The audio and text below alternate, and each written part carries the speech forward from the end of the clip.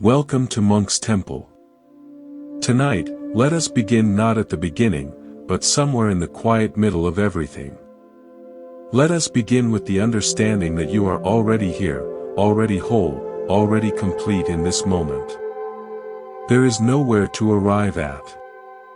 There is only this gentle descent into the awareness of what already is. First, let your body settle. Feel the weight of yourself wherever you are supported, by the chair, by the floor, by the bed. Notice how the earth holds you without asking anything in return. This is the first teaching, though we rarely name it as such. The world supports you. The air enters your lungs without your conscious bidding. Your heart beats in its ancient rhythm. You are carried by forces larger than your worries. In Buddhism, there is a beautiful concept, tathata. Suchness. The isness of things. The suchness of this breath. The suchness of this sound. The suchness of the quiet ache in your shoulder, or the gentle rise of your chest. Before we label anything as good or bad, before we tell stories about it, there is just this, suchness. I remember walking through an old forest after a difficult year. My mind was a tangle of should-haves and what-ifs. I came upon a stream, and on its surface floated a single leaf. It moved with the current, sometimes spinning slowly, sometimes caught in an eddy, sometimes flowing smoothly. It didn't resist the water. It didn't try to go upstream.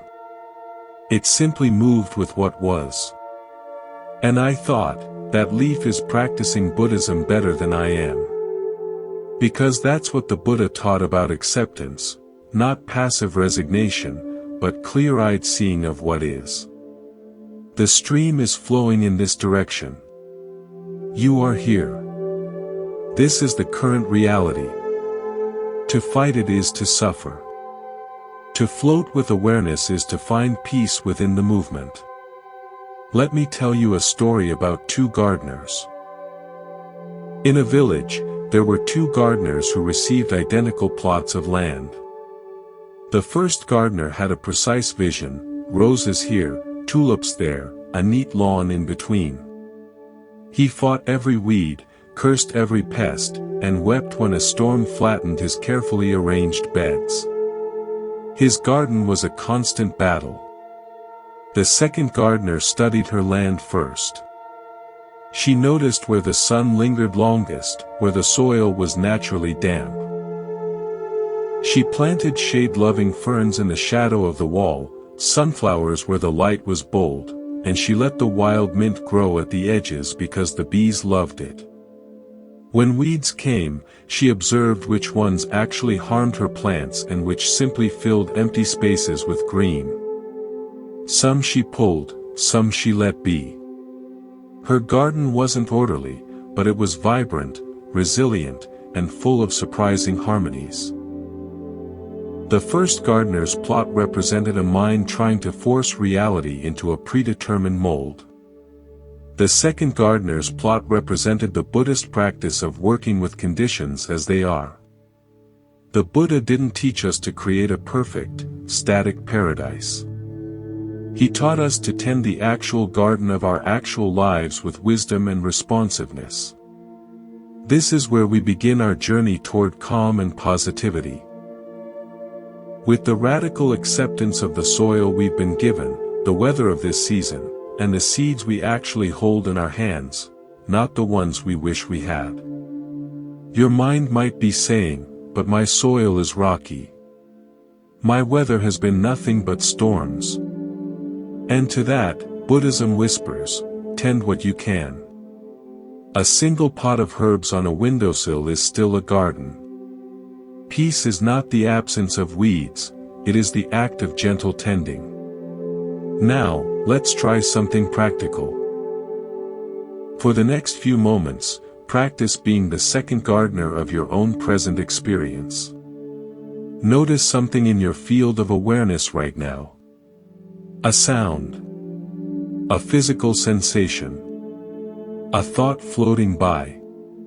Instead of labeling it good or bad, just name its suchness.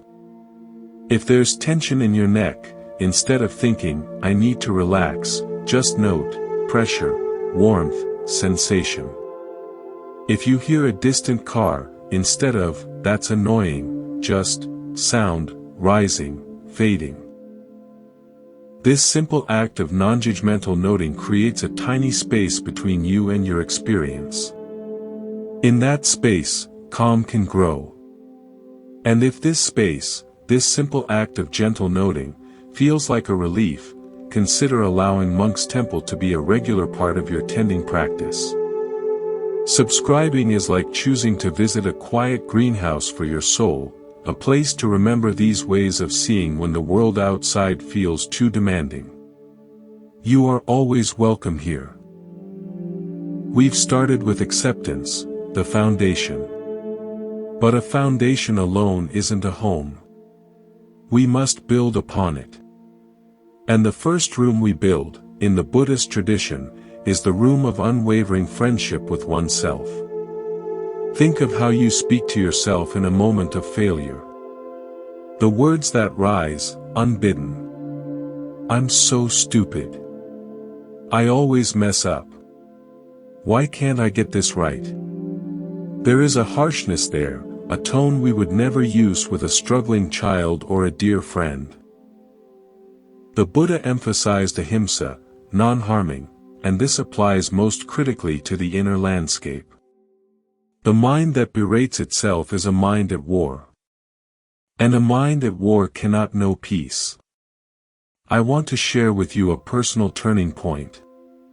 Several years ago, I was preparing for an important talk. I practiced for days. When the moment came, my mind went blank. I stumbled, I rambled, I lost my thread completely. The walk back to my room felt endless. The inner voice was a merciless critic. You humiliated yourself. They'll never respect you. All that work for nothing. But then, exhausted by my own cruelty, a different voice emerged. It was quiet, tired, but clear. It said only, you were afraid. You tried. It's over now. That was all. No justification, no silver lining. Just simple, factual compassion. And in that moment, the storm of shame lost its power. It was just weather passing through. The core me was not destroyed. This is the essence of Buddhist self-compassion, recognizing that your worth is not contingent on your performance. You are not your successes or your failures. You are the awareness that experiences both. You are the sky, not the clouds. There was a locksmith renowned for making the most intricate, beautiful locks. He also made the keys. One day, a customer returned furious. Your key is defective. It's becoming worn, it sticks in the lock. The locksmith took the key and examined it. He saw the fine scratches, the slight bend from forceful turns. Instead of making a new key, he did something strange. He took the worn key and gently polished it, respecting its contours. He then made an entirely new lock, a lock designed specifically to be opened by that unique, worn key. The problem, he told the customer, was never the key. It was expecting the lock to remain unchanged. You have changed. Your experiences have shaped you. Don't force yourself into old locks. Honor your shape, and find or create openings that fit who you have become. This is self-compassion. It is not about fixing yourself to fit the world's rigid locks. It is about polishing the unique instrument of your being with such respect that you either find the right locks or have the courage to build new ones. So tonight, As you drift toward sleep, try this. Place a hand gently on your heart. Feel the warmth. Feel the beat. And silently offer 3 sentences to yourself, as you would to a beloved friend who had a hard day. First, acknowledge what is real. Say quietly inside, "This has been painful." Next, remember your shared humanity. Whisper inside, "Pain is part of being alive." Finally, offer an active kindness. Say gently, "May I be kind to myself in this moment." You need not believe the words fully. Just offer them. The offering itself is the medicine. We've touched the soil of acceptance and watered the seed of self-friendship. Now, let us look up from our immediate plot of earth and consider the horizon. For a life turned entirely inward, while peaceful, can become a quiet pond, clear but stagnant. Buddhism has always pointed toward connection, toward the flowing river rather than the isolated pool. This brings us to a principle so central it is considered the very fabric of reality, praditya samutpada, interdependent origination. Nothing exists in isolation. Not you, not your joy, not your sorrow. You are a knot in a vast, living net. Tug one thread, and the whole web shivers. I want you to imagine, not a net, but a vast, ancient forest at night. Imagine you are standing in the heart of a great forest after sunset. It is utterly dark. You light a single match. For that moment, your tiny flame illuminates the immediate world, the texture of bark on one tree, the vein of a leaf, your own hand. It feels like your light is creating this small island of reality. Then the match goes out. Darkness returns. But wait. You begin to notice something. The darkness is not complete. Here and there, faint, greenish pinpricks of light glow softly. Foxfire on rotting wood. Then you see the rhythmic pulse of fireflies, not one, but dozens, hundreds, each blinking its own silent code. You look up, and the canopy opens to a river of stars, each a distant sun. You realize with a shock. The forest was never dark. It was filled with light you couldn't perceive until your own small light went out. Your match didn't illuminate the forest, it blinded you to the forest's own, innate luminosity. This is the Buddhist view of our interconnectedness. We often move through life like that match, believing our conscious mind, our personal drama, is the only source of light, the only real thing. We miss the soft, constant glow of everything else. The kindness of a stranger held a door. The generations of farmers whose labor is in your morning bread. The rain that fell on mountains to fill your glass. The countless lives and processes that sustain your single breath. You are not a lone match. You are one firefly in a galaxy of gentle lights, all blinking in a complex, beautiful pattern of mutual sustenance. When you feel lonely, or separate in your suffering, remember the forest. Your light may feel dim, but the darkness is an illusion. The network of light holds you. You are breathed by a world larger than your solitude. From this understanding blooms the deepest form of gratitude. Not the list-making kind, though that is a good start. But the awe-filled, humbling recognition that you are a recipient of an unimaginable gift, every single moment. The gift of air, of gravity, of language, of the scent of rain on earth. The Buddha taught that gratitude, Katanutta, is not merely a virtue, it is accurate perception. To see the world as a gift is to see it truly. I recall a winter when I was very ill for a long time. The world shrunk to the four walls of my room. One afternoon, weak and weary, I managed to shuffle to the window. Outside, a single sparrow was battling a strong wind to land on a bare branch. It was tossed sideways, righted itself, fluttered desperately, and finally grasped the twig. It sat there, puffing its feathers, and let out a small, triumphant chirp. And I, behind the glass, began to weep. Not from self-pity, but from a sudden, overwhelming gratitude, for that sparrow's stubborn will, for the branch that held it, for the window that let me see it, for the eyes that could still perceive such a struggle and such a victory. My own struggle was not separate from the sparrow's. We were both life, holding on.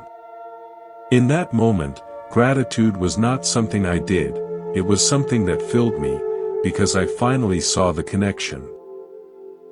This is the practice, to look for the threads, not just the knot of yourself. When you drink water today, pause for 1 second. Feel the coolness. And silently thank the cloud, the river, the pipe, the glassblower, the person who cleaned the glass.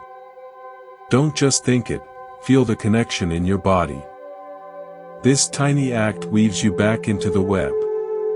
It dissolves the illusion of separation, which is the root of so much anxiety and fear.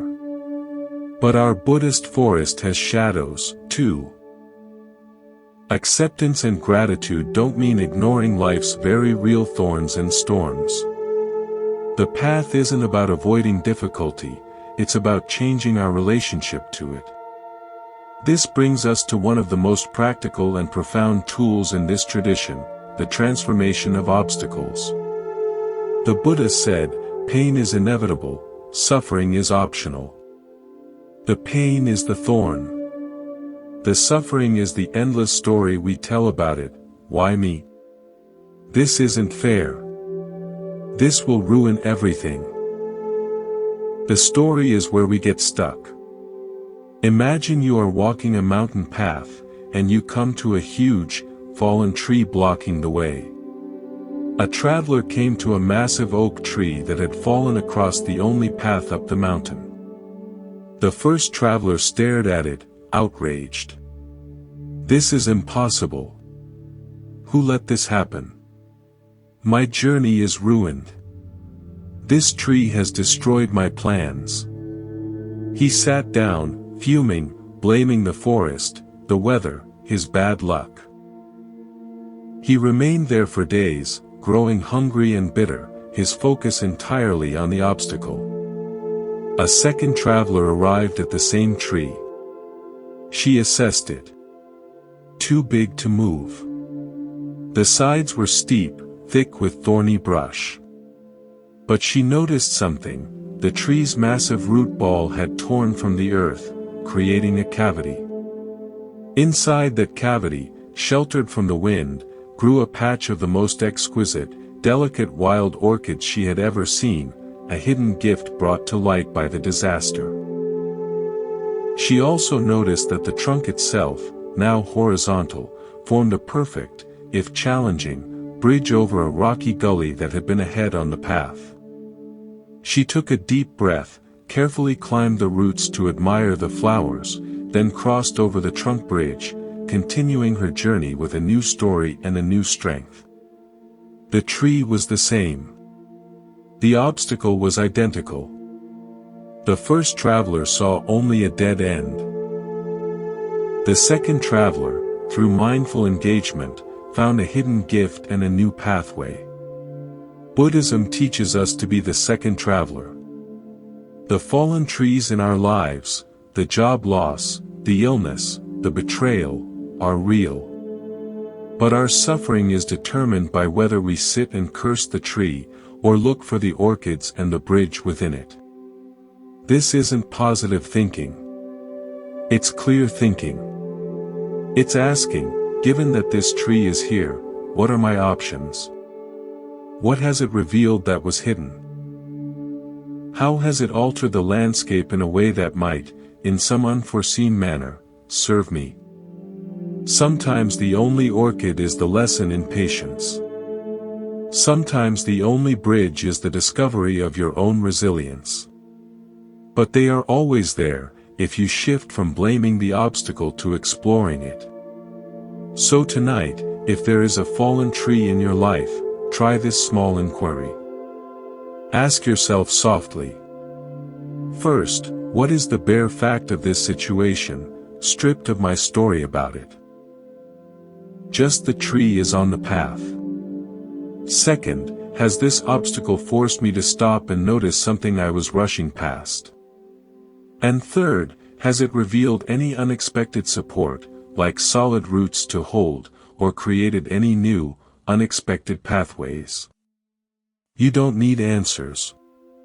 Just asking the questions begins to turn you from the stranded traveler into the curious explorer. We are weaving a rich tapestry now. Acceptance as our soil, self-compassion as our water, interconnected gratitude as our sunlight, and obstacle transformation as our wind, shaping us into stronger, more flexible beings. But a plant needs more than just elements, it needs a structure to grow upon. For us, that structure is intention. This brings us to the gentle art of setting goals the Buddhist way. Not as frantic grasps at future achievements, but as mindful placements of intention, like setting a sail to catch the prevailing wind of your deepest values. We have been exploring the landscape of being, the soil, the light, the unexpected bridges. Now, let us turn our attention to the force that propels us through that landscape, our intention. In the West, we speak of goals with a kind of muscular striving. In Buddhism, the approach is more akin to gardening. You prepare the soil, you plant a seed with care, you water it consistently, but you do not dig it up daily to check on the roots. You trust the process. The Buddha taught the middle way, a path of balance between extremes. This applies beautifully to how we move toward what matters to us. Not the extreme of frantic, white-knuckled effort that burns us out, nor the extreme of passive drift that leaves us feeling purposeless. But the steady, mindful application of energy. Like a river carving a canyon not through force, but through persistent presence. I'd like to share a personal story about this. Several years ago, I decided to learn the bamboo flute. I was enchanted by its sound, like wind-given voice. I bought a beautiful flute and set a forceful goal: I will play a complex song within 3 months. Every evening, I would practice with grim determination. My lips would tire, my fingers would ache, and the sounds I produced were shrill, broken squawks that distressed even the cat. I grew frustrated, then despondent. The flute sat in its case, a symbol of my failure. Then, I visited a master flutist, a very old man with gentle hands. I told him of my goal. He smiled silently for a long time. Then he said, "You wish to play music. But first, you must become friends with the silence inside the flute. Your goal is not a song in 3 months. Your goal is to sit, each day, and breathe with the instrument. Let it learn the rhythm of your breath.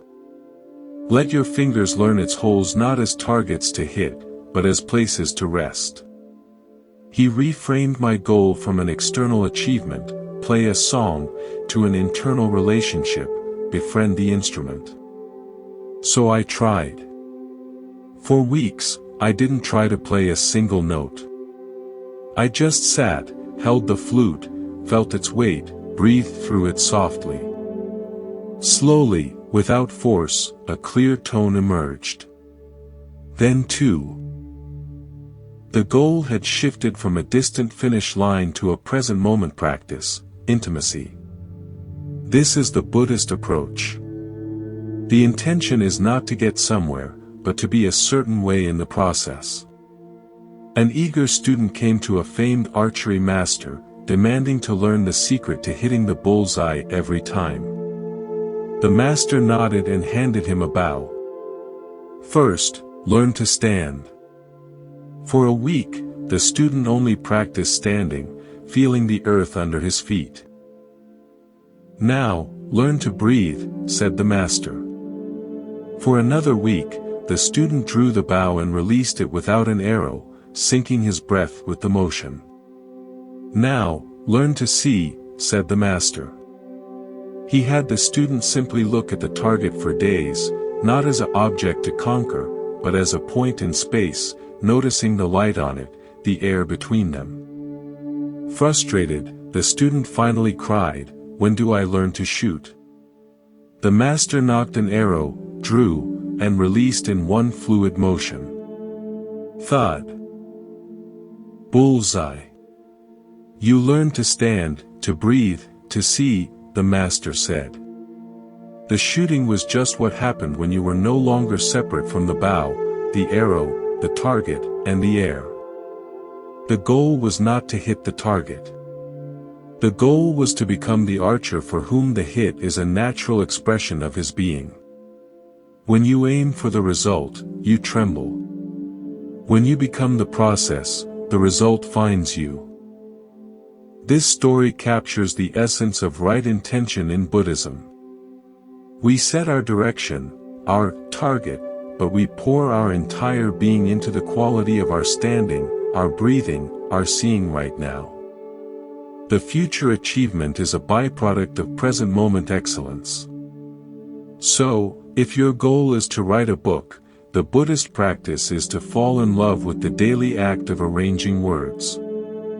If your goal is to run a marathon, it is to cherish the feeling of your body in motion today, for just 1 mile.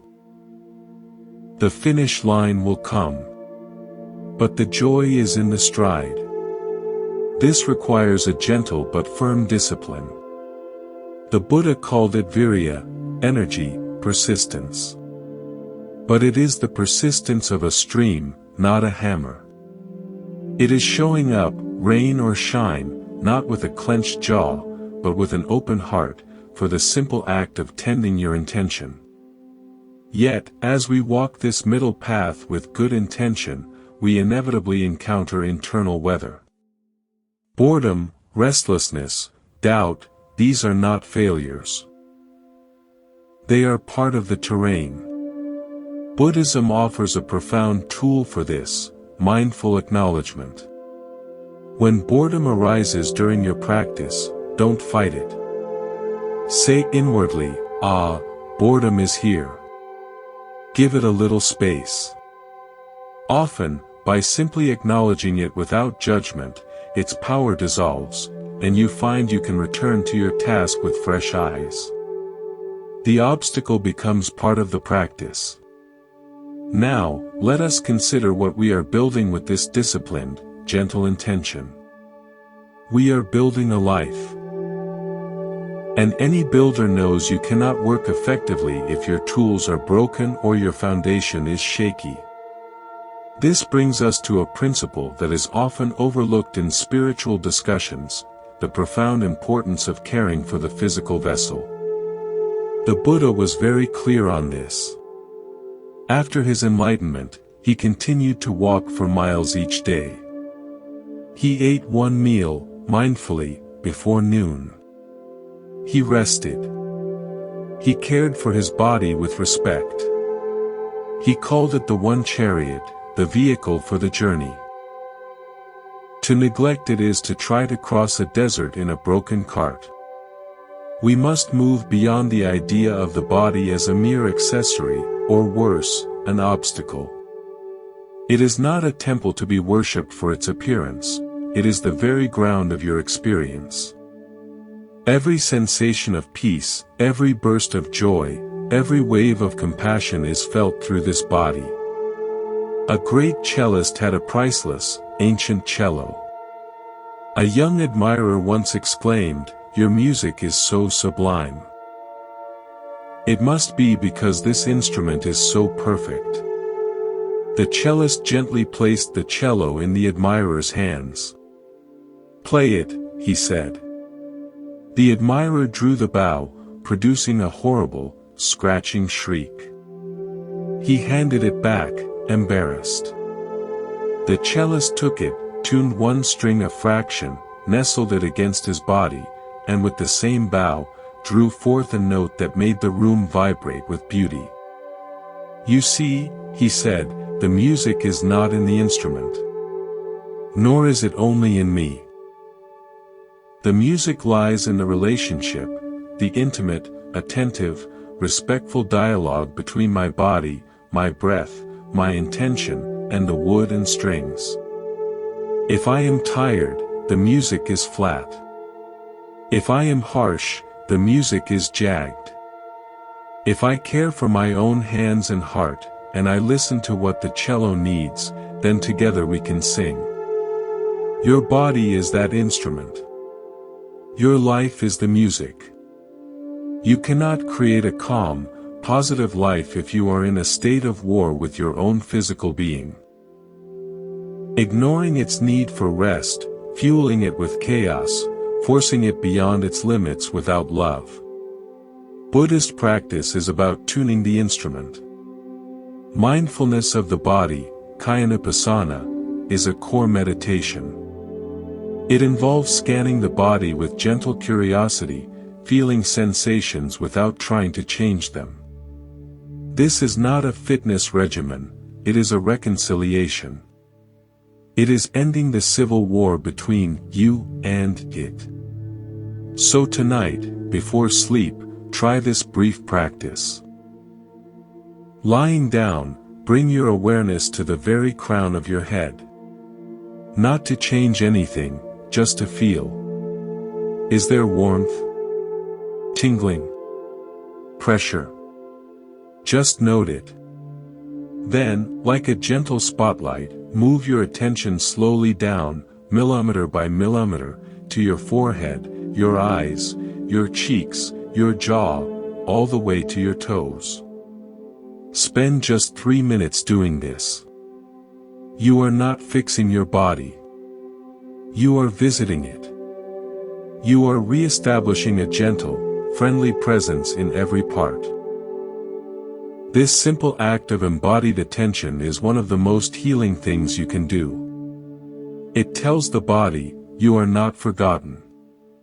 You are part of this journey. When we care for the body with this quality of respectful attention, something beautiful happens. The energy that was spent on resistance or neglect becomes available for creation.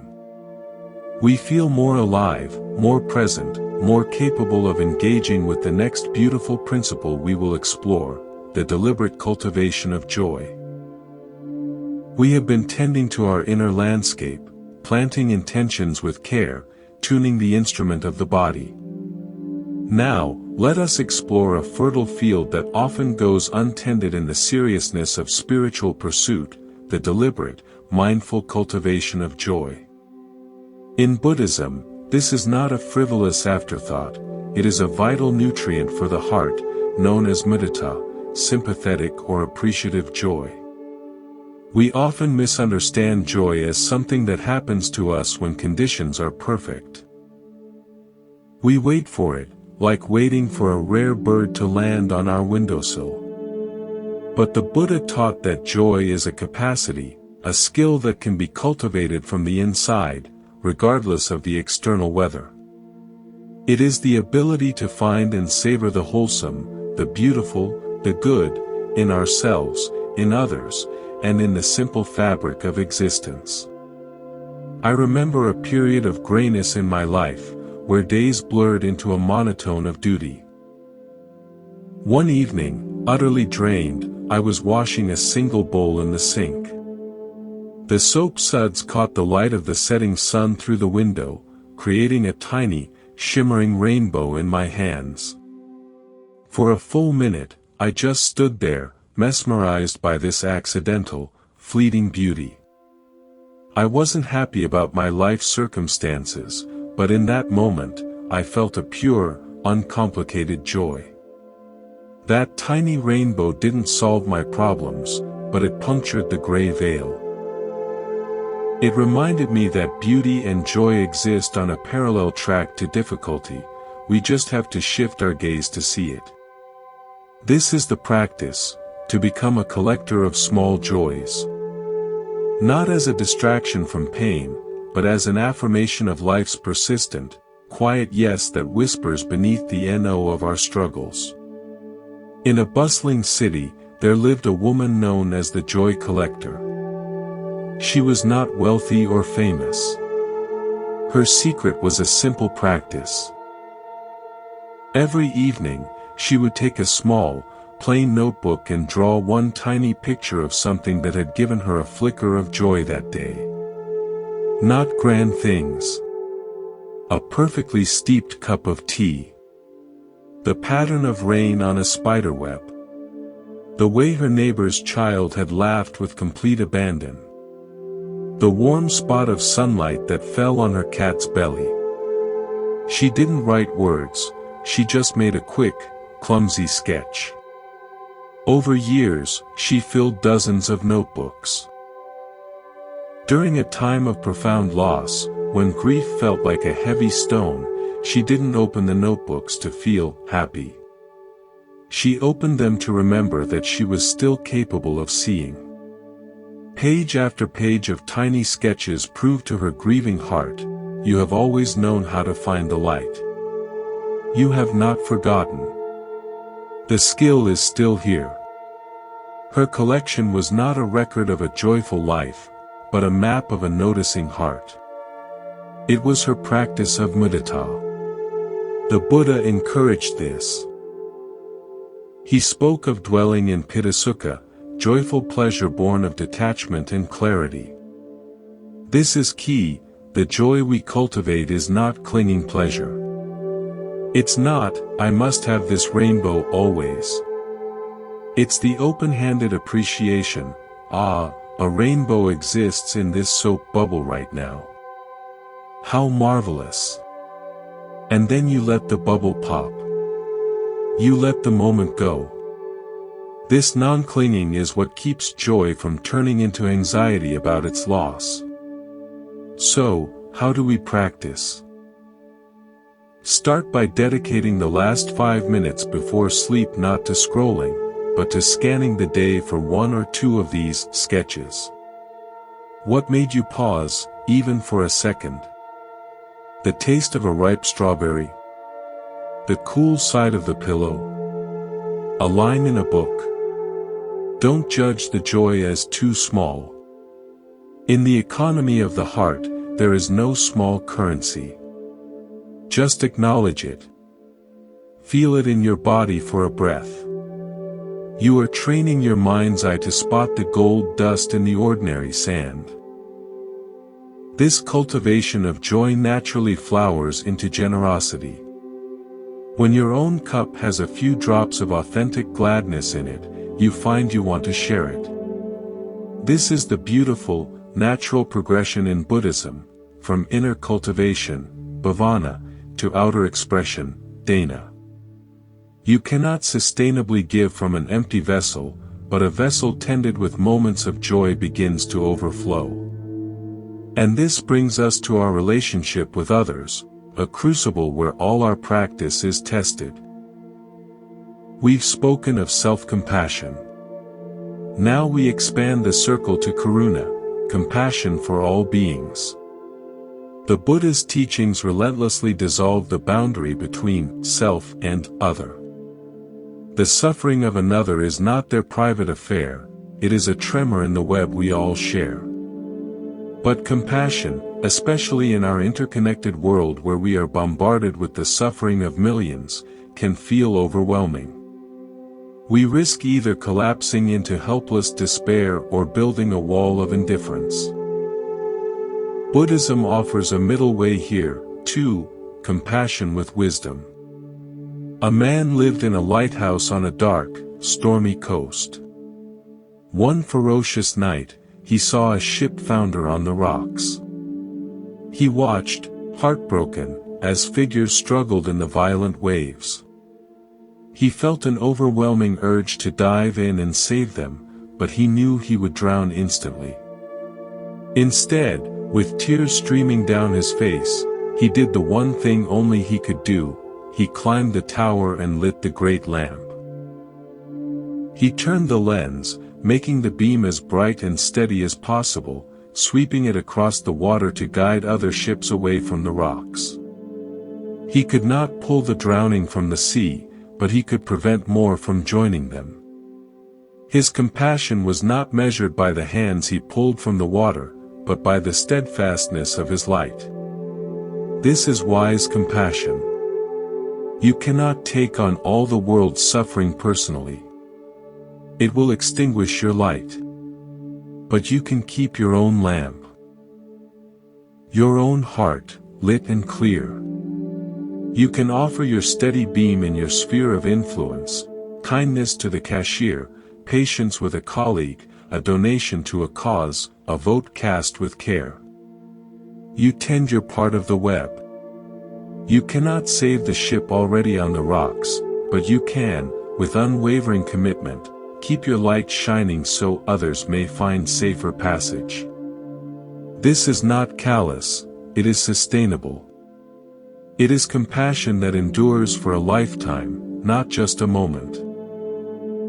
The practice here is metta or loving-kindness meditation. It is the formal training of the heart to wish well for others. You start with yourself: may I be safe, may I be happy, then move to a benefactor, a friend, a neutral person, a difficult person, and finally all beings. This isn't magic. It's mental yoga. It stretches your capacity for care beyond your instinctive, narrow circles.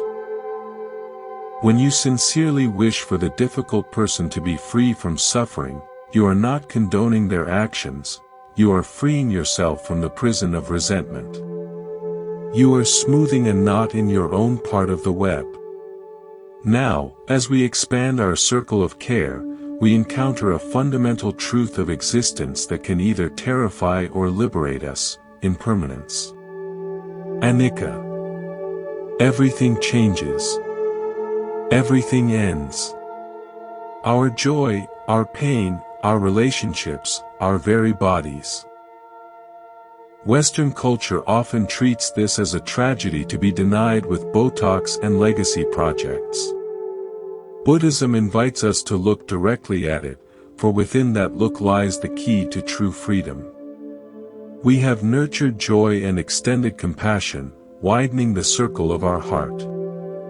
Now, we turn gently toward what may seem like a somber teacher, but is, in the wisdom of Buddhism, the most liberating friend of all: impermanence. Anicca. We often hear that nothing lasts forever as a cause for sadness, a reason to cling tighter. But the Buddha presented it as the central fact of freedom. Imagine you are holding a handful of sand. If you clutch it tightly, fearing its loss, the sand is forced through the gaps between your fingers. Your fear of losing it is the act of losing it. If you instead open your palm, letting the sand rest there lightly, you can observe each grain, feel its texture, see how the light plays on it. You can appreciate it fully, precisely because you are not strangling it. When the wind comes, and it will, the sand will leave, grain by grain. But you will have truly known it, and your open hand is ready to receive the next moment's gift, perhaps a cool breeze, or a falling leaf. Resistance to change is the root of a specific, pervasive kind of suffering the Buddha named. Clinging to what is already dissolving causes agony. We see it when we try to freeze a happy moment, desperate for it never to end, and in that very desperation, we stop being present in it. We see it when we rage against an ending, be it of a season, a relationship, or a chapter of life. I want to tell you about a cherry tree in a monastery garden. In a monastery, There was a legendary cherry tree that blossomed with such breathtaking fury each spring that pilgrims would travel for miles to see it. The monks cherished it. One particularly devoted young monk, however, lived in anxiety as spring approached. He would vigilantly watch the buds, then the blossoms, in a state of increasing dread for the day they would fall. If only they could stay, he'd sigh. During the peak bloom, while others sat in silent awe, he was miserable, counting the petals already on the ground. One evening, the old head monk found him staring miserably at the tree. "You are missing it," the old monk said softly. "Missing it? I am right here, watching it disappear," the young monk replied. The old monk pointed. "You are watching an idea of the tree, the idea of a tree in full bloom. You are at war with the tree itself. The tree is not just the blossoms. Right now, it is also the soft plink of a single petal letting go and spinning to the earth. That sound is part of the tree. The faint scent of decay as the petals begin to mulch below is part of the tree. The revealed branches, soon to hold green leaves, are part of the tree. You love only the blossom, so you suffer. Love the tree, and you witness a miracle in every phase, the tight bud, the explosion, the letting go, the green growth, the bare winter silhouette against the sky. The tree is always perfect. It is your love that is incomplete." The young monk wept. He had been clinging to one frame of a magnificent film, thereby missing the entire story. From that day, he learned to practice anicca, not as a philosophical concept, but as a deep, visceral love for the process of things, for the flow itself. This is our practice with impermanence. Not a grim resignation, but a profound participation in the fleeting, gorgeous dance of form. Your child's current age will never come again. That is sad, if you are clinging. It is unspeakably precious, if you are fully present for it. The quiet Saturday morning with your partner, the health you have today, the project you are currently absorbed in, these are already in the process of changing. Knowing this doesn't spoil them, it sanctifies them. It asks you to put down your phone, to really listen, to really taste, to really be there. When we internalize anicca, a great burden lifts, the burden of demanding that life be static. We stop arguing with reality. We flow with the current. This is the essence of equanimity, upekkha, the fourth of the Brahma Viharas or sublime states. It is a balanced, steady heart amidst the world's inevitable comings and goings. From this place of balanced acceptance of flow, we gain the courage for one of the most vital practices, the courage to begin again. And again. And again. Buddhism is profoundly merciful in this regard. There is no concept of being ruined or off the path permanently. The path is the constant returning. In a village, there was a famous, ancient mirror that was said to reflect one's truest nature. A woman, burdened by shame over her many past mistakes, traveled to see it. She found it in a dusty hall, covered in a thick layer of grime. Disappointed, she breathed a sigh, and her breath fogged a small, clean circle on the glass. In that clear circle, she saw her own eye, clear, kind, present. Startled, she took the hem of her sleeve and wiped a larger section. More of her face appeared, soft and understanding. She realized the mirror wasn't magic. Its clarity depended entirely on the cleaning. Her past actions were like the dust, not the nature of the glass. The practice of mindfulness, of compassion, of starting anew, was simply the act of wiping the glass. No matter how many times dust settled, she could always wipe it clean. The mirror's capacity to reflect clearly was never damaged, only obscured. This is the Buddha's infinite gift of the fresh start. Every breath is a new beginning. Every moment you notice you've been lost in worry or harshness is the moment you can wipe the glass. You don't need to finish the whole cleaning job. Just clear one small spot, your very next choice, your very next word. Can it be kinder? More present? That is the practice. Now, armed with the acceptance of change and the mercy of new beginnings, we can look at one of the most challenging arenas of life. Our relationship with desire and aversion. We swing like a pendulum between craving what we don't have and pushing away what we do have. This swinging is exhausting. The Buddha's diagnosis of suffering pinpointed this very mechanism, tanha, thirst, craving. But he wasn't advocating for a life of bland indifference. He was pointing toward freedom from being controlled by these pushes and pulls. It's the difference between seeing a beautiful vase and thinking, that is exquisite, and thinking, I must have it or I'll be unhappy. The first is appreciation, the second is slavery. I learned this through a most unglamorous teacher, a mosquito. On a long meditation retreat, I was tormented by a single, persistent mosquito in my cell. Each buzz near my ear would send a jolt of irritation through me. I'd swat violently, missing, my meditation shattered. The craving was for silence, the aversion was to the buzz. One night, exhausted by the inner war, I gave up. The mosquito landed on my arm. Instead of smashing it, I watched. I saw its delicate, impossibly thin legs, the slight tremor as it prepared to feed. In that moment of sheer observation, the story of annoying pest fell away. There was just a small, living being following its nature to survive. It bit. The itch arose.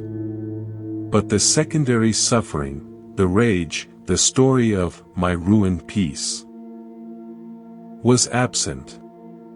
There was just sensation. The mosquito flew off. The experience was utterly transformed not by changing the external event, the bite still happened, but by dissolving the layer of angry resistance I had added to it. This is the heart of the practice with desire and aversion. You don't need to stop preferring comfort or disliking pain. You learn to see the preference as a preference, not a command. You create a space between the stimulus, the buzz, the itch, the tempting dessert, the critical comment, and your reactive tug toward or away from it. In that space lies your freedom. This space is cultivated through what we might call sacred pause. Before reaching for the phone to distract from an uncomfortable feeling, pause for one breath. Before snapping at someone, pause for one breath. In that breath, you reclaim your sovereignty. You remember you are the sky, not the weather. We've sat with the flowing nature of all things, learning to open our hands rather than clutch. From that place of release, a natural question arises: what do we do with this one, precious, fleeting life? If we are not to be tossed about by craving and aversion, how do we move with purpose? This brings us to a beautiful and practical Buddhist concept, skillful means, upaya. It is the art of wise action, of navigating the world with adaptability and compassion, using whatever tools the moment presents. Life is not a chess game with fixed rules. It is more like navigating a river in a small boat. You have a destination in mind, perhaps a calm shore of well-being, but you cannot row against the current. You must read the water, use the eddies, steer around rocks, sometimes rest in a quiet cove, sometimes paddle with all your heart. The Buddha was a master of upaya. He gave different teachings to a farmer than to a king, because their minds, their lives, required different means to understand the same truth. This requires us to be fluid, to release rigid ideas of how things should be done. Perfectionism is the enemy of skillful means. It is trying to use a single, elaborate key for every lock, growing frustrated when it doesn't work, blaming the lock. Let me tell you a story about two healers. In a valley plagued by a mysterious lethargy, two healers arrived. The first, healer A, was a scholar. He set up a pristine clinic with strict rules. Patients must arrive at dawn, fill out detailed forms, and receive his precisely formulated, bitter tonic. He was frustrated when many, too weak to reach his clinic at dawn, did not come, and when those who did often failed to follow his complex regimen. The second, healer B, walked into the village squares and the dusty fields. She carried a simple satchel. She observed. She saw the mothers were exhausted, so she showed the children how to make a simple, sweet-tasting syrup from local herbs to give to their parents. She saw the farmers couldn't leave their crops, so she taught them a breathing exercise to do while leaning on their hoes. She sang songs with the elders to lift their spirits. Her methods were messy, adaptable, born of direct observation. She used what was at hand: relationship, play, simplicity. She did not have a perfect cure, but she sparked movement, connection, and small returns of energy that spread through the community like a gentle wind. Healer A had a perfect solution, but it required the world to conform to his conditions. Healer B had skillful means. She adjusted her medicine to the patient, not the patient to her medicine. The Buddha's teachings are like this. Mindfulness doesn't require a silent retreat. It can be the conscious feeling of water on your hands while washing dishes. Compassion isn't only grand charity, it can be the decision not to speak a sharp word. Your life is that valley. The lethargy might be stress, doubt, or sadness. Are you waiting for the perfect conditions to apply a perfect solution? I'll be happy when I lose 20 pounds, get the new job, find the perfect partner. Or can you, right now, use the tools readily within your reach? A few conscious breaths. A walk around the block. A glass of water. A message to a friend. These are not small things. They are the very substance of upaya, the skillful use of the present moment to steer your boat toward well-being. This adaptability is rooted in a quality the Buddha exhorted above almost all others: awareness. Not just mindfulness of breath, but awareness of context, of consequence, of the interconnected ripple effects of your actions. This is right action and right livelihood from the Noble Eightfold Path. It means your work in the world, your daily choices, are continually measured against a simple question: does this cause harm?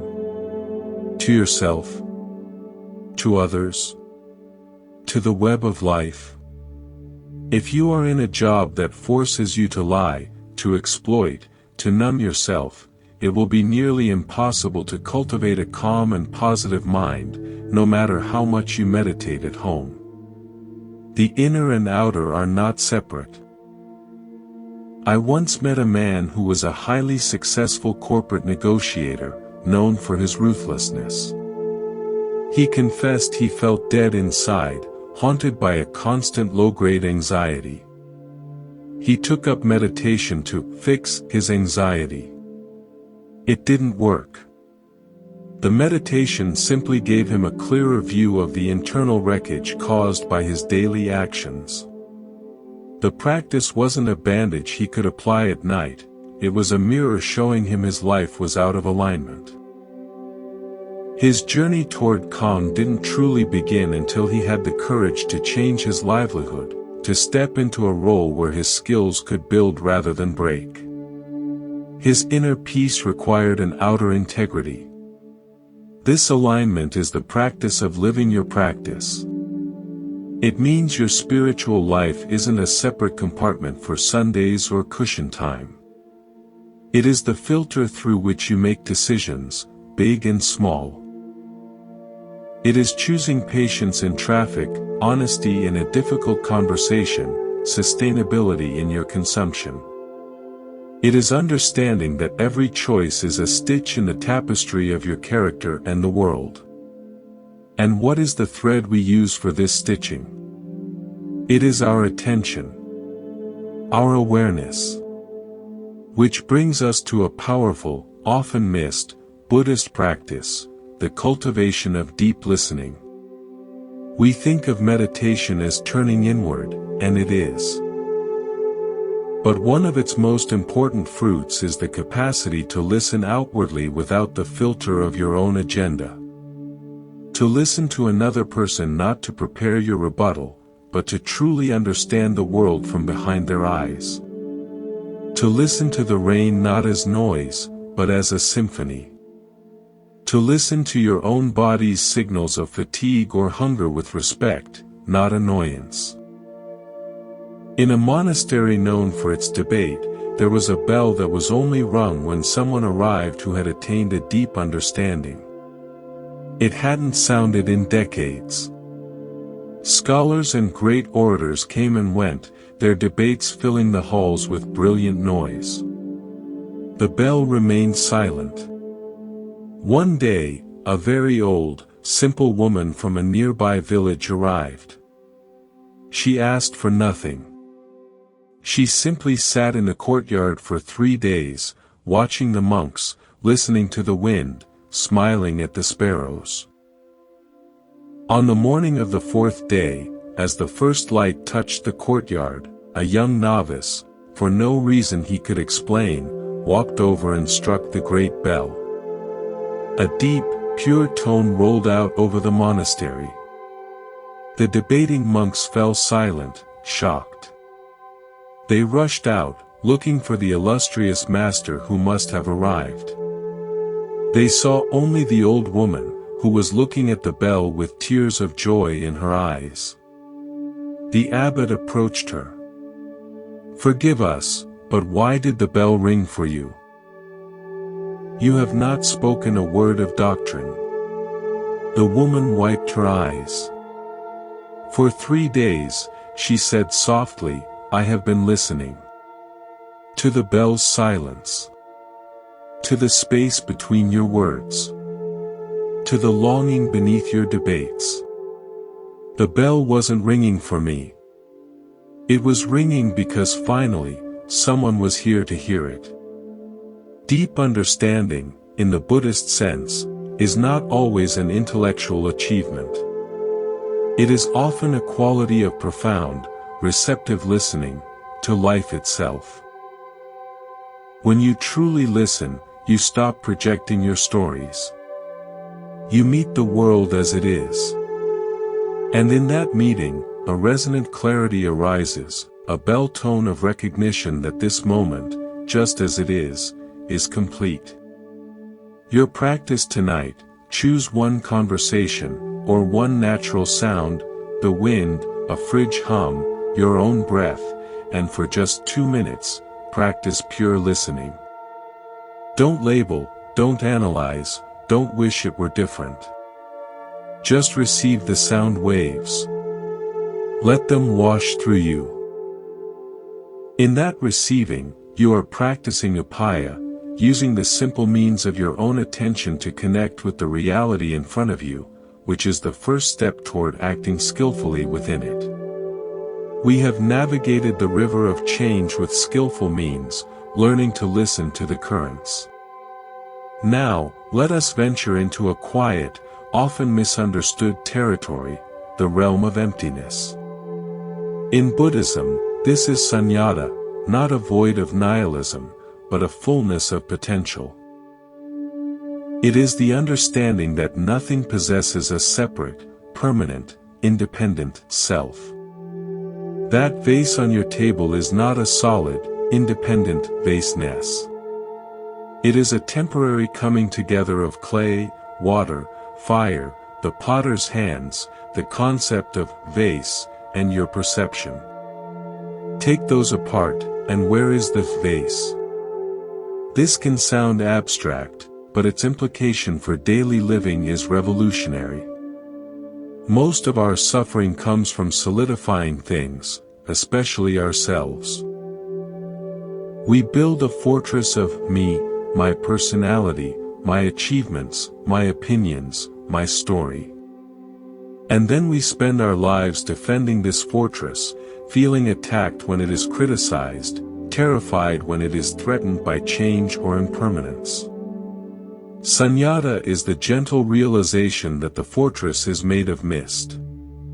There is no solid, unchanging me to defend. There is only a flowing, dynamic process, sensations, thoughts, memories, habits, arising and passing in awareness. This is not a loss. It is the greatest liberation. You are not a fixed statue, but a dance.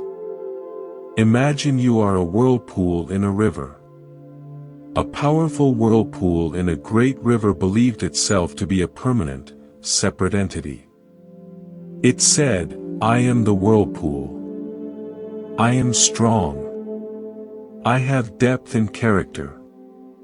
It took pride in its form, its constant motion, the debris it captured. It feared the day the river's flow might change and its beautiful, distinct form would disappear. One day, a drought came. The river's flow slowed. The whirlpool weakened, growing shallow and slow. In its despair, it cried to the river, I am dying. I, the whirlpool, am ceasing to be. The river, in its endless wisdom, whispered back, you were never born. You are just the way I move in this one place. The water that was you a moment ago is now downstream. New water has taken its place. You are a pattern, a beautiful, temporary pattern in my flow. When the flow changes, the pattern changes. But the water, the essence, remains, always part of me. You are not dying. You are just remembering that you are the river. When we touch this truth, even intellectually at first, a weight lifts. The pressure to be a certain, fixed way evaporates. You can allow yourself to change, to grow, to be contradictory, to be a human being rather than a human statue. The anxiety of, am I good enough? Do they like me? Is my life meaningful? Softens. You are not a noun to be evaluated. You are a verb. A process of experiencing. This insight directly fuels unconditional positivity.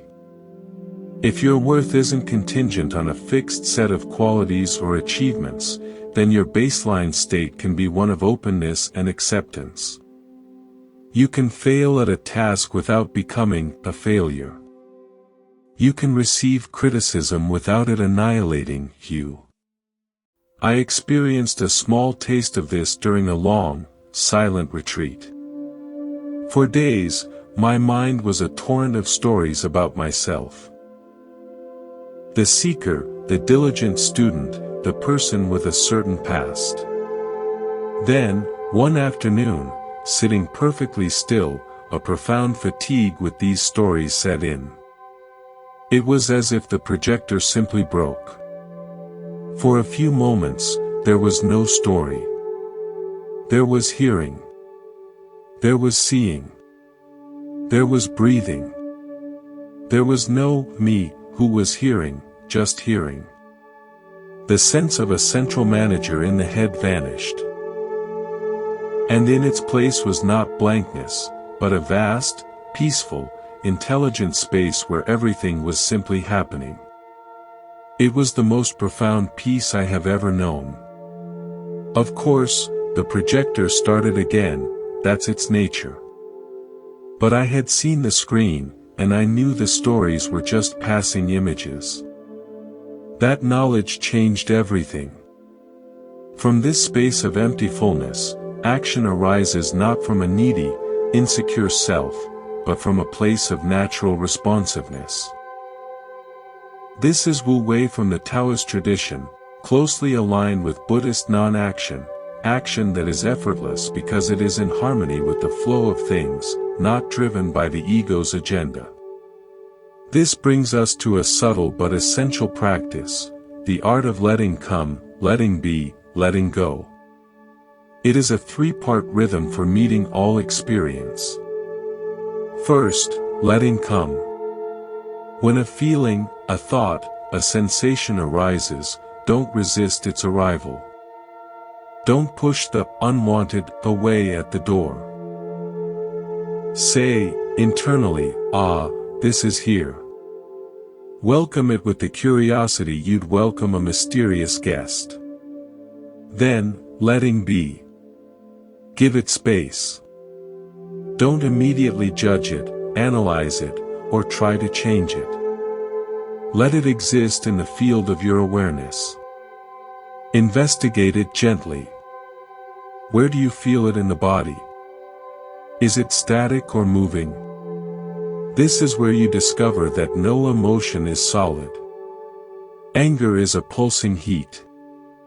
Sadness is a heavy, slow fluid. By letting it be, you see its insubstantial nature. Finally, letting go. You don't have to force it out. Simply cease feeding it with your attention. Turn your awareness gently back to the breath or to the space around you. Like a fire without fuel, it will fade on its own. You are not repressing, you are simply no longer amplifying. This three-part dance is how you live sunyata. You are the spacious awareness in which the whirlpools of thought and emotion form, play, and dissolve. You are the river, not just the temporary pattern. There was an artist who tried to sculpt clouds. He would climb the highest hills with his tools, and as a beautiful cumulus cloud drifted by, he would desperately try to carve it into a perfect, lasting shape of a lion or a ship. He failed, of course. The cloud would change, drift apart, or simply ignore his chisel. He grew bitter and exhausted. One day, an old shepherd found him lying on the hill, defeated. The shepherd pointed to the sky. "You see that one? It looks like my grandmother's shawl. And that one, a sleeping dog. Beautiful." The sculptor scoffed, "But they will change in a minute." The shepherd smiled. "That is why they are beautiful. You are trying to make them statues. But their art is in the changing. Your job is not to sculpt. Your job is to look up, to see the shape of this moment, appreciate it, and then let it become the next shape. You are the witness of the art, not the maker of it. That is an easier, and far more joyful, job. Your mind, your life, is that sky. The thoughts and feelings are the clouds. Your suffering comes from trying to sculpt them into permanent, acceptable shapes. Your peace comes from learning the art of witnessing, letting come, letting be, letting go, appreciating the temporary form, and then waving goodbye as it transforms. This practice of spacious awareness is the ultimate foundation for a calm and positive life. When you know yourself as the sky, no storm can destroy you. You may feel the storm's intensity, but you are not of the storm. This is the unshakable positivity the Buddha pointed to, not a smile painted over pain, but a deep, abiding knowledge of your true, boundless nature. We have glimpsed the sky-like nature of awareness, where clouds of thought form and dissolve. Resting in that openness, we naturally turn our gaze outward again, but with new eyes.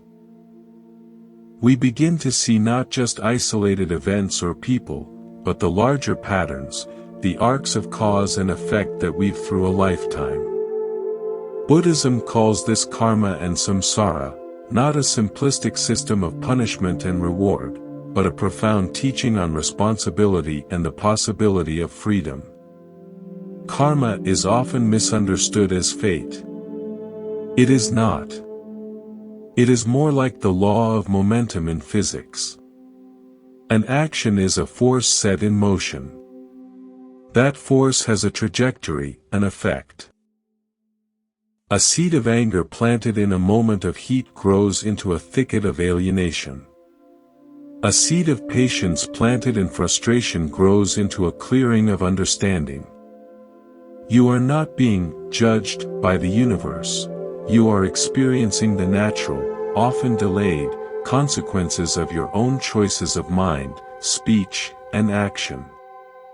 And samsara is the cyclical nature of this process, the habitual loops we run in. The same argument with a loved one, replaying with minor variations. The same self-critical thought, rising again and again. The same reach for a distraction when boredom surfaces.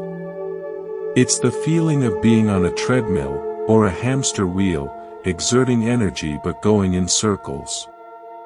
The promise of the Buddha was that this can stop. You can step off. This is nirvana, not a heavenly afterlife, but the extinguishing of the fires of greed, hatred, and delusion that fuel the cyclical suffering. It is the cool, quiet peace of a mind that is no longer generating its own torment. To understand this, consider the nature of a habit loop. In a vast, flat land, there was a field of tall wheat. The first person to cross it, aiming for a distant tree, walked a winding, meandering path. The next person, seeing the faint trail of bent stalks, followed it, making it slightly more defined. With each subsequent traveler, the path became clearer, wider, easier to walk. Eventually, it became a deep, hard-packed rut, the only conceivable way to cross the field. People forgot there was ever an open field, they only knew the rut. They walked it without thinking, even when it became muddy or inconvenient. They assumed, this is the way to the tree. One day, a child looked at the rut, then at the endless, golden wheat waving beside it. "Why do we walk in the mud?" she asked. "Because that is the path," said the adults. The child simply stepped out of the rut and began walking through the untouched wheat. It was harder at first, the stalks were tall, but she found her own way, saw new flowers, felt the sun from a different angle, and still reached the tree. The rut was samsara, the deeply conditioned, unconscious path. The open field was the potential of each fresh moment. The child's conscious choice to step out was the beginning of the end of samsara for her. Your mind is that field. Your habitual thoughts and reactions are the rut. The practice of mindfulness is the act of noticing you are in the rut. The practice of right intention and right action is the courageous, sometimes awkward, step into the fresh wheat. I saw this in my own life with a nightly habit. For years, I would end my day mindlessly scrolling through news, which left me anxious and wired. It was a deep rut. One evening, my phone died. Frustrated at first, I simply sat in the silence. That night, I slept more peacefully. I had, by accident, stepped out of the rut. The next night, choosing not to charge the phone was the conscious step into the wheat. It felt strange, empty. But soon, the space filled with reading, with quiet reflection, with earlier sleep. The new path was forged, not by willpower fighting the old rut, but by curiosity about the open field. This is how we work with karma. We become conscious of the seeds we are planting in this very moment. Is this thought planting a seed of peace or agitation? Is this word planting a seed of connection or separation? You are the gardener of your future experience. Not with anxiety, but with gentle, moment-to-moment stewardship. And this brings us to one of the most compassionate insights, understanding the samsara of others. When someone acts from greed, hatred, or fear, they are running deeply in a rut, often one carved by pain they themselves received. Seeing this doesn't excuse harmful action, but it can transform your anger into a more spacious sadness, and your desire for retaliation into a wish for them to find freedom from their own rut. This is the foundation of true forgiveness, not saying what they did was okay, but freeing yourself from the rut of resentment, which is one of the stickiest, muddiest ruts of all. A woman carried a heavy, ragged cloak everywhere she went. It was woven from every slight, every betrayal, every hurt she'd ever received. It was itchy, smelly, and weighed her down. But she believed it protected her. If I wear it, she thought, people can see I have been hurt, and they will be careful not to hurt me again. But people saw only a bitter person in a dirty cloak and kept their distance. One sweltering day, exhausted under its weight, she came to a clean, flowing river. On an impulse, she took the cloak off and plunged it into the water. As it soaked, decades of dirt began to dissolve. She saw that the threads themselves, the actual events, were fine and strong. The weight was not in the threads, but in the layers of grime, the retelling, the bitterness, the held anger, she had added over the years. She washed it until the water ran clear, then laid it in the sun. When she put it back on, it was just a cloak, light, even useful on a cool evening. The memories were still in the pattern of the weave, but they no longer poisoned her present. Forgiveness was not forgetting, it was the labor of washing the poison out of the fabric. Your practice, when you feel the weight of an old hurt, can you simply acknowledge the threat of the event, and then rinse, with compassion, the layers of added suffering you've wrapped around it? The event happened. The story you've told about it 1,000 times since is the weight. You can put that down. Working consciously with karma and the cycles of samsara requires a quality of fierce, gentle honesty. It asks us to look at our own ruts, our own cloaks, without flinching, but also without shame. Shame is just another rut. This honest looking is the dawn of wisdom. And from this wisdom, a final, encompassing principle emerges, one that holds all the others, the principle of harmony. Not a passive harmony that avoids all conflict, but the dynamic harmony of an ecosystem, where different elements coexist, support, and balance each other. Your calm, Positive life is not a single note held forever. It is a symphony where the note of joy, the chord of sorrow, the rhythm of work, and the silence of rest all have their place, creating a rich, meaningful whole. We have journeyed through many landscapes of understanding. Through acceptance and self-compassion, through interconnected gratitude and the transformation of obstacles. We have set sails of intention, tuned the instrument of the body, and cultivated gardens of joy. We have practiced wise compassion, danced with impermanence, and learned the art of starting anew. We have navigated with skillful means, listened deeply, and rested in the spacious sky of awareness. We have observed the wheels of cause and effect and felt the possibility of stepping onto fresh earth. Now, we arrive not at an end, but at a center.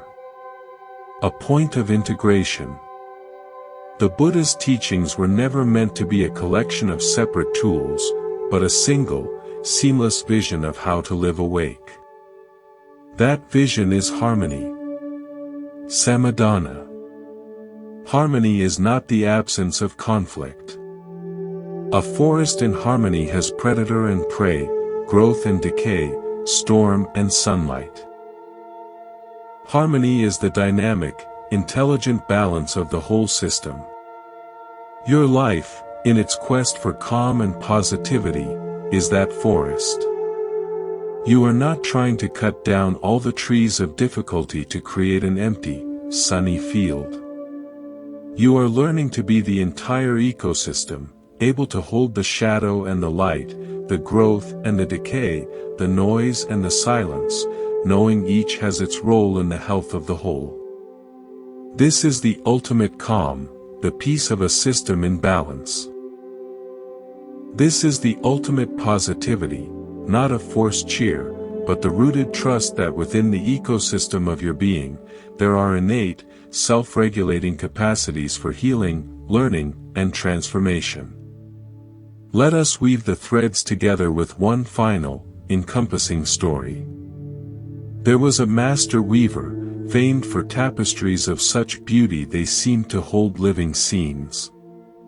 As she grew very old, she announced she would create her final masterpiece, a tapestry depicting the harmonious life. Her apprentices gathered, expecting to see a serene paradise, gentle gardens, calm faces, peaceful animals. But as she worked, they grew confused. Into the vibrant green of a forest, she wove a dark thread of a predator hunting. Into the bright blue of a sky, she wove the gray streak of a coming storm.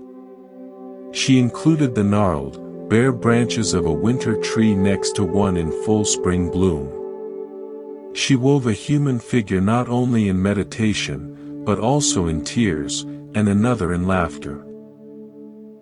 She included broken threads, knots, and sections where the weave was deliberately loose and uneven. "Master," a brave apprentice finally said, "this is not harmonious. It has conflict, sadness, and imperfection." The old weaver smiled, her hands never stopping. "You see the threads as separate," she said. "Look at the whole.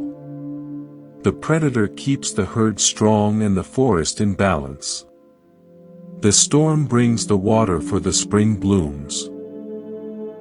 Winter's bareness makes the heart yearn for and appreciate the spring. The tears allow the depth of the laughter. The broken threads show where mending happened, which is a strength, not a flaw. The loose weave allows light to pass through. Harmony is not the selection of only good threads. It is the wise, compassionate, and fearless inclusion of all the threads, and the skill to see how each, even the darkest, contributes to the integrity and beauty of the complete picture." She tied the final knot. The harmonious life is not a perfect picture. It is the complete picture. It is the courage to include all of your experience in the weave, and the wisdom to keep your hands steady, your heart open, and your eye on the emerging whole, not on judging a single thread. This is the essence of living the teachings. You are the weaver and the tapestry. The dark threads of fear, failure, and loss are not mistakes to be ripped out. They are contrasts that give depth to the threads of joy, courage, and love. Your practice is not to eliminate the dark threads, but to learn to weave with them, to integrate them into the larger story of a resilient, authentic, and ultimately peaceful life. So, how do we live this, practically, as we rise from this cushion and step back into the world? First, embrace the rhythm, not the rule. Your practice will have seasons. Some days, mindfulness will flow like a river. Other days, it will be a dry creek bed. This is not failure, it is the rhythm. Harmony includes both the flow and the drought. On drought days, your practice might simply be one conscious breath. That is enough. Second, practice priority, not perfection. You cannot tend to all the teachings at once with equal force. What does your life need most right now? Is it the deep rest of self-compassion? Is it the energizing spark of trying something new? Is it the quiet fortitude of mindful persistence? Listen to your ecosystem. Tend to the part that is most out of balance. Third, cultivate the view from the mountain. In the midst of the forest, you can only see trees. Climb to the vantage point of awareness regularly, through meditation, through nature, through art, to remember the scale of the whole tapestry. Your current problem is a single thread. The tapestry is vast and beautiful. This perspective is the source of unshakable calm. Finally, let your life be the offering. The ultimate purpose of cultivating inner peace is not just for your own comfort. A calm, positively oriented person is a gift to the world. Your stability becomes a refuge for others. Your clarity can cut through confusion. Your compassion can soften hearts. You weave your peace into the larger social tapestry, creating patterns of understanding and kindness that extend far beyond your sight. As we prepare to close, let's return to the simplest, most profound anchor, the breath. Not as a technique, but as a metaphor for the harmonious life itself. The inhale, receiving the world, the moment, the experience. The pause at the top, a space of pure potential, of balance. The exhale, releasing, letting go, offering back. The pause at the bottom, stillness, emptiness, readiness. Your life is that breath cycle. Receive fully. Rest in the balance. Release gracefully. Embrace the stillness. Then begin again. From all of us here at Monk's Temple, we thank you for the profound honor of sharing this journey with you. May you carry this sense of harmonious integration into your days. May you weave your tapestry with courage and compassion. May you know, in your deepest being, that you are already whole, already complete, already a beautiful expression of this ever-unfolding reality. Walk gently. Be well.